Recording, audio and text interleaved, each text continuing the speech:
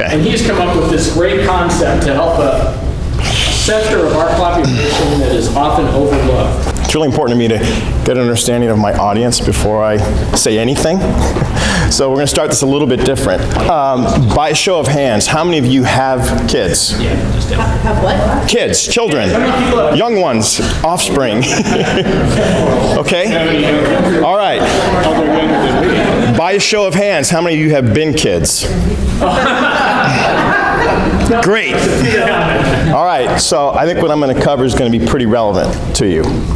First of all, I want to say it's an honor to be here. It's inspiring to see people show up on their Saturdays because it tells me that you care about your community and you want to contribute. You're not just going to sit back and watch the football game or what have you. You guys are showing up, and I admire that. What would you do, right? There's approximately 500,000 kids who are in foster care today in our country. 500,000. Now, there's also a bunch of kids who don't end up in foster care but who are still experiencing abuse and neglect. So, I think this one hits home for a lot of folks in Santa Clara Valley. Kids who exit foster care on a national basis are 11 times more likely to be homeless than their non-foster peers. Now, in Santa Clara County, we do what's called a homeless census. 19% of our homeless folks had spent time in foster care. Now, that's reported. However, a lot of youth and people do not report. They do not want others to know that they've been in foster care. So, let's just say conservatively, it's 25%. The occurrence of being in foster care is about 0.5 to 0.6% across the country. So, think about that. For Santa Clara County, it's about 50 times in terms of homeless, right? Because if it's one in every 200 people, but if we talk to and look at all the people in our homeless community, and if 25% of them, that is a very large overrepresentation. So, yeah, we can continue to try to, and we need to. We need to build homes and small houses and all that sort of thing. I also think we need to go upstream. And that's what I'm here to talk to you about today. How do we go upstream so that we can divert kids from being homeless? Kids are 7 times more likely to be drug dependent. This has to do with mental health, which also has to do with homelessness. I mean, all these things come together. And I became what's called a court-appointed special advocate about 5 years ago. It's because of my kids had grown and I now had some space and bandwidth in my energy and in my brain to give back. And court-appointed special advocates, what we do is we're volunteers. When a child becomes a dependent of the court, also known as foster care, the judge has to make really important decisions. And CASAs advocate for kids, and then we report back to the judge, here's who this kid is, here's what their strengths are, here's where they're struggling, here's some recommendations on things I think we can do to help them. So when I came across and started learning all these numbers and facts, I had no idea.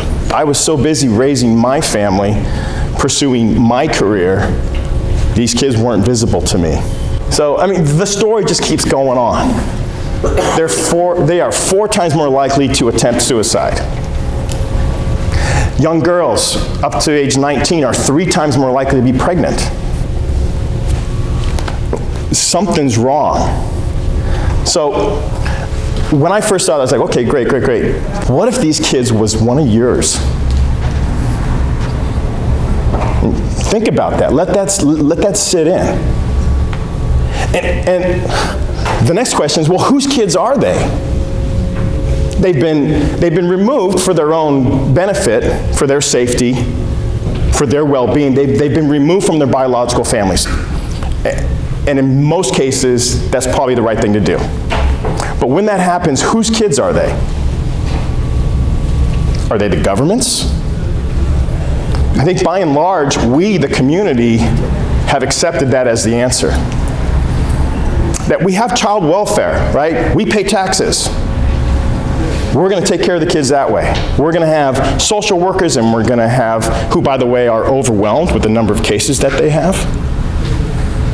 Right? We're going to have attorneys, we're going to have judges, we're going to have all this government infrastructure that's going to take care and raise these kids. Well, we know that that's not working based on the numbers that I've just shared with you.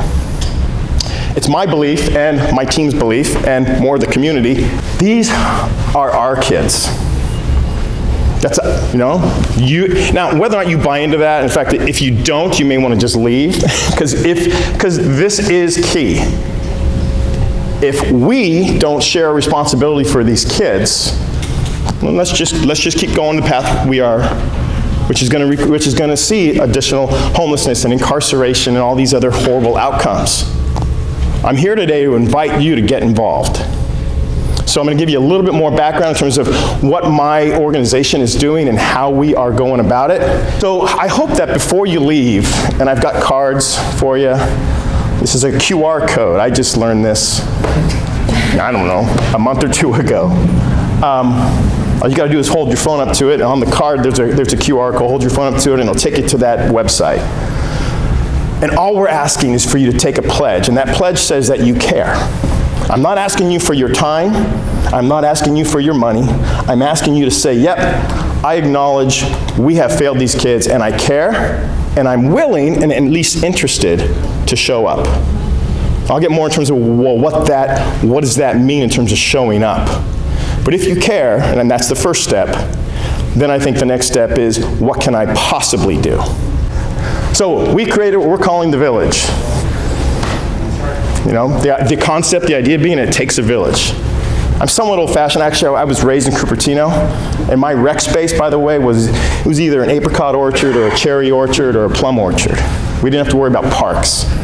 Things have changed quite a bit. But I had a village, absolutely. It wasn't just my parents, it wasn't just my next-door neighbors. It was people in the community who knew me, looked out for me, gave me some guidance, introduced me to opportunities, maybe even exposed me to things that I would never have known even existed. Great example, friend of a friend, his dad worked at the U.S. Geological Survey. I was always good in math and science. He talked to me about geology, so I went on to study physics. Had I not had that exposure, I guarantee you that would not have happened. But that was a very small interaction. But it was someone in the community showing up and sharing with me their passion and interest about something. So we all acknowledge, everybody needs some form of support and guidance. If kids were out there on their own, and actually we do know what happens when kids are out there on their own. I just covered some of those numbers. But the idea is that right now it's really difficult to get involved or to volunteer. So I come from tech. My last name is MacIntosh, and I did work at Apple for 9 years, but that's a whole nother story. But the idea is, let's use this technology for good so we can make it easy and possible for everyone in this room and outside to support and help these kids in some way. My vision, my goal before I die, which may be sooner rather than later, but if we're doing a good job, foster youth are at parity. They're just like other kids. And my experience with them and interactions with them, they are just as smart, they are just as fun, they are just as capable. They don't have access to opportunities. That's a gross statement, of course, because there are some amazing foster families, but there's not enough of them. And so the kids don't have access to opportunities. We've covered that. Next, please. When you ask the kids, so one of our key focus areas is talking to the foster alumni, right? People who have the wisdom and experience of looking back and say, well, God, I made it through, but what would have helped me had I had this or that? And we just came up with a number of different things that they are focusing on, and they're telling us, well, here's what the community could have done. So a little bit about in terms of kind of more on foster care. Our foster care system right now is primarily focused on helping kids survive. This is called Maslow's hierarchy of needs. It talks about human development. And at the basic level, yeah, you gotta have food, you gotta have shelter, you gotta have clothing, etc. Our system, God bless them, there's a bunch of people in there. They're not doing it because they want to get rich or be famous or make a lot, They are doing it because they care about the kids. However, our system is overburdened, and so the majority of our resources and focus and energy goes right here. Well, what happens? 11 times homeless, unemployment, incarceration, etc. And the kids even describe it as, I'm just surviving. Well, what do they want? They too, like all of us and all of our kids, they want to thrive. They want to have careers. They want to pursue hobbies. They want to feel some level of belonging and success within their communities. So, if you would hit the next, the village. This is what we're focused on. We're not about providing food. We are about helping teach kids so they can provide their own food. So we're really focused on those development of capabilities. And where does that come from? It comes from all of you. It comes from that gentleman who worked for the U.S. Geological Survey, who showed up to have some impact on me. And I guarantee you, I guarantee you, there's some kid out there who you and you and you could have a big impact on. There is something about your background, your experiences, your interests that would resonate with a kid who's experiencing this extremely dehumanizing transactional system. Okay? I think we have an opportunity to let them know that we care, and then two, when and if we're able, we can help them. But it's got to be done on a really relevant basis. It's not just scooping food on a plate or stuffing pens and notepads into a backpack. Those things are necessary. But it's these developmental things. We have to tap in and understand what are their needs, what are their aspirations, what do they care about, what are their skills. Conceptually, this is what's going on. I spent several years here, and I'm still at CASA. I spent over 30 years over here. As I said, I was with Apple, I was with Cisco, I started a number of software companies. I'm a graduate of Santa Clara University. I belong to some associations. This is an association. I have a faith community, etc. By and large, and especially with Silicon Valley, that's an enormous, what I consider as an asset that the foster kids and system do not have access to. I also, my experience over the last 30 years has been that there are a lot of people who would get involved and would like to contribute if they knew how and it was made feasible. That's what the village is. I come from tech. What we are doing is understanding, and village youth always have what we call a sponsor. As a foster parent, it could be a CASA, it could be a teacher, but someone who is accredited by the state, right? Because we want to keep kids safe. So every kid in the village has a sponsor. And what we do is based on that youth's, what are their interests, what are their hobbies, what things would they like to learn, what goals do they have, right? What are their life aspirations? We understand that, what do they care about? Then, based on information that has been provided by the community, we make matches. Match.com. Call it what you want. But the fact is, when you bring a person, an adult who has an expertise, and bring it together with a kid who's got an interest, I've seen it a million times, sparks fly. Kids start to see hope and they go, oh, maybe I could become a dance instructor. Right? But if we keep them in this system that just doesn't provide that opportunity, they're never going to find their way. Well, they will find their way. They'll find their way into our creeks. I'm sorry, that's a bit of a strong statement, but I feel really strongly about this. And my wife runs a nonprofit that does environmental creek stewardship, and so homelessness comes up a lot. Let me give you just a real quick example. Here's a kid named Carlos. A little bit of his background. He likes to fish. He wants to learn how to maybe cook for himself to make healthier meals. He'd like to do better in math. He'd like to get a summer job. Kid stuff, right? Over here, I've got you. Here's your education. Here's your background. Here's your work experience. Here are your interests, your hobbies. And we are suggesting matches. Everything goes through, as I said, the sponsor, because we need to keep the kids safe. Next. Because I'm a techie guy, great, so we have these people sign up, but you may not have or know of the resource that a particular kid needs or wants access to. But most of you, I would guess, have some form of a social network. So using technology now, we could, and we plan on, if you would click the next. So every one of you has your own network, if you will. Next. And let's start using some of these technologies for good. I think social media, it has some advantages. I think it has some really disadvantages, and it's been misused. We could use social media so that there is not one kid without a very unique need that we could not find someone who can satisfy that. Or at least make that person or those people aware of, there's a kid who's really interested in marine biology. Wow, I don't have that skill, but through LinkedIn or through Facebook, we know that so-and-so has that background or skill. So this network effect.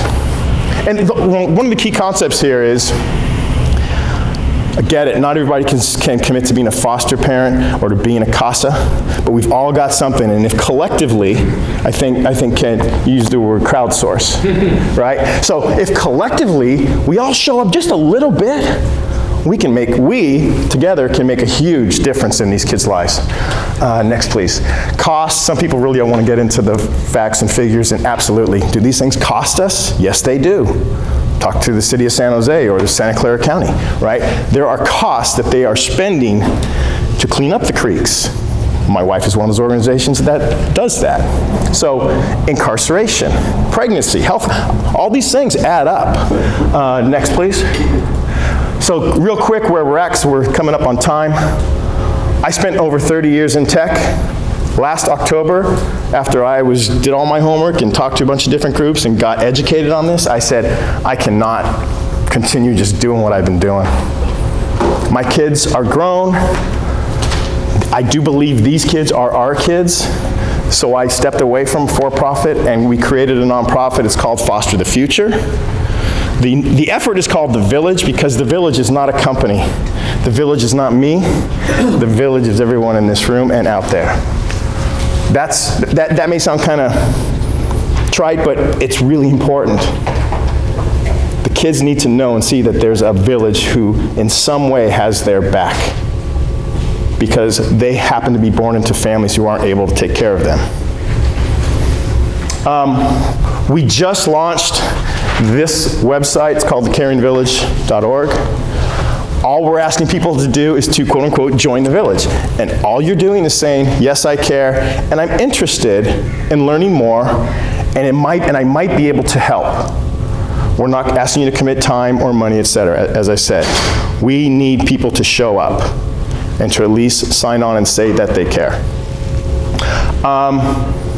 Sometime in Q1, we will be launching and pulling in the kids, because think about this, right? We got to build supply before we bring any kids in. That would be horrible, right? Oh, come on in, kids, and where is everybody? So we're building supply, and we need your help. That's why I'm here. I'm asking for your help in building this village. So what can you do today, right now? Well,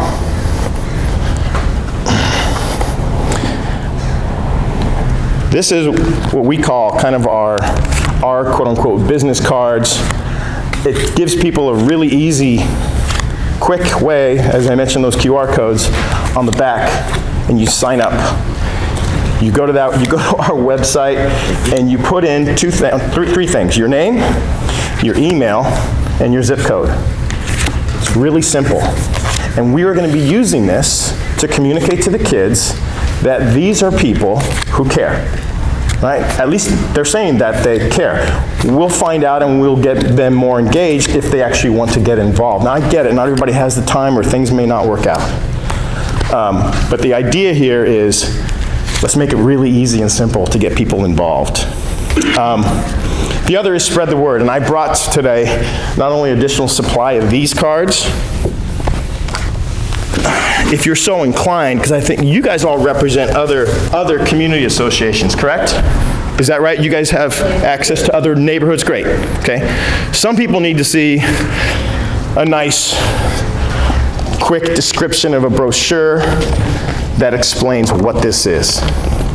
You may go, God, that looks really expensive. It wasn't really expensive from a printing perspective. It was expensive from the people who produced this. I have a team of about 15 people. We are 100% volunteers. Most of them have between 20 and 30 years experience in tech. Right? So our marketing person designs, develops this. This is a great way for you to help you spread the word to your friends, family, colleagues. Okay? So I invite you to take some of these if you're so inclined. If you're not, I get it. You know, we can do anything, we can't do everything, so you got to pick and choose. But we want to make it easy for you. And then finally, if there are other ways, as you're sitting there going, you know, I'm really good at artificial intelligence, I'm just going to say, because we are going to use artificial intelligence. Of course we are, because we're going to be collecting a large amount of data, and we can tell and see what's going on with these kids and what kind of interactions are they having, and which ones are producing better outcomes, directing them or diverting them from homelessness, et cetera. So anyhow, there's a whole tech thing here, but we're not really about tech. We're using tech, we're using it in, I think, in a very intelligent way. However, what we're about is relationships. That, when these kids go through foster care and they've been separated from their families, trauma is huge. Imagine, take yourself back. The trauma that takes place has this long-term and lasting effects. The number one thing that helps people heal from trauma, it's not technology. In fact, I'd say I think it contributes in some cases. It's relationships. These kids, they need us. And I invite you to show up in some shape or form. Minimally, let them know that you care by going to our website and providing us your name, email, and your zip code. And then as we get going, we will come back to you and we want to learn more about you. So we'll be asking you about your career, your background. But you always maintain control of which kid, if any, am I going to get involved with? What am I going to get involved with, and how? I might just send them a book. I might just suggest, oh, you like fishing? I have great luck here. Go fishing with your CASA at X place over in Half Moon Bay. Whatever. Sharing your knowledge, your experiences. It's not always about money. But it is about relationships for these kids. So again, I invite you to join the village, and really we need your help in spreading the word. So, thanks.